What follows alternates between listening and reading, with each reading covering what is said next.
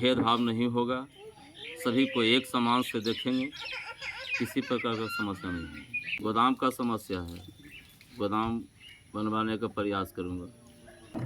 मैं निरंजन कुमार कुर्किहार पैक्स अध्यक्ष के रूप में निर्वाचित हुआ हूँ।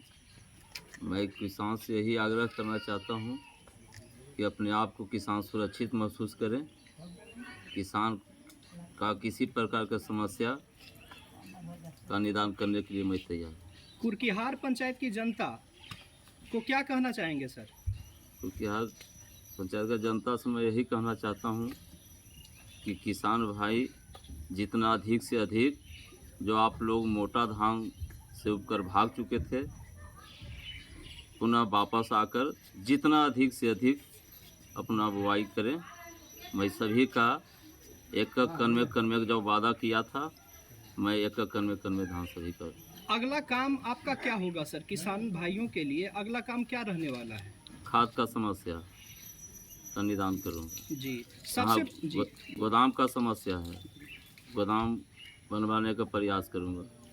पिछला कॉन्फ्रेंस में आपसे बात हुई थी और भी पब्लिक लोग जुटे हुए थे, जिसमें आप लंबी वादा किए थे, और पब्लिक जो थी, जो भी आपकी जनता है, मतलब ये कुर्किहार पैक्स पंचायत की, तो उस पर आपने आप पर बहुत भरोसा जताया। तो क्या उनके भरोसा पर खरा उतरेंगे आप? एकदम निश्चित उतरेंगे।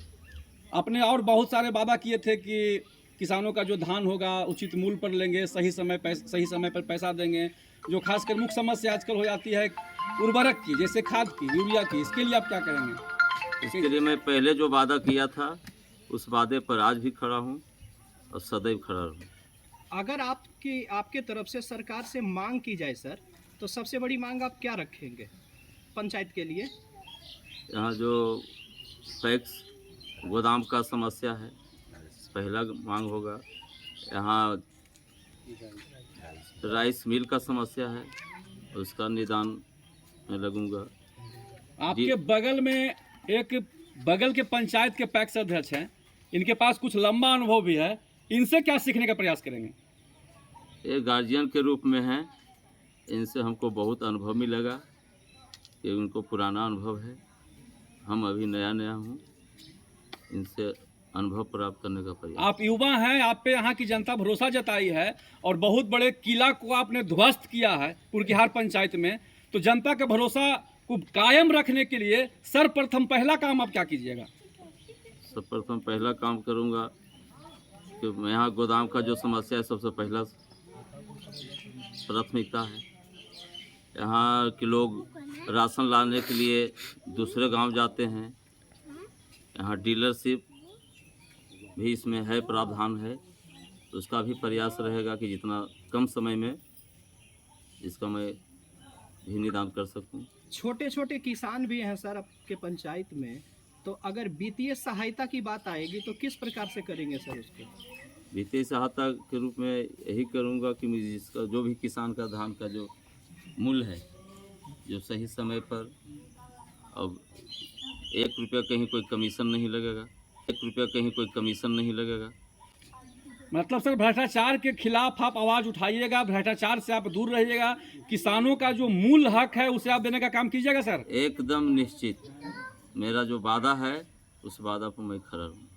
देखिए, आपके बगल में एक पैक्स अध्यक्ष हैं और काफ़ी अनुभवी हैं, बगल के पंचायत के पैक्स अध्यक्ष हैं, उनसे हम बात करना चाहते हैं कि किस प्रकार का गाइडलाइन इनको दीजिएगा सर आप?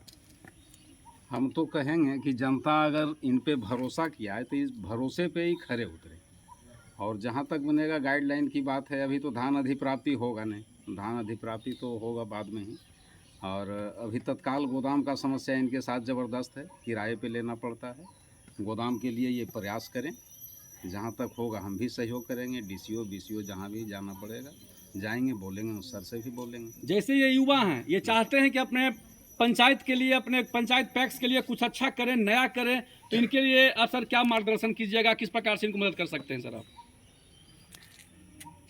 जो विधि व्यवस्था है उस अनुरूप चलना पड़ेगा, और जहाँ तक गोदाम, अभी तो तत्काल गोदाम का ही समस्या है, और तो अभी कुछ है नहीं।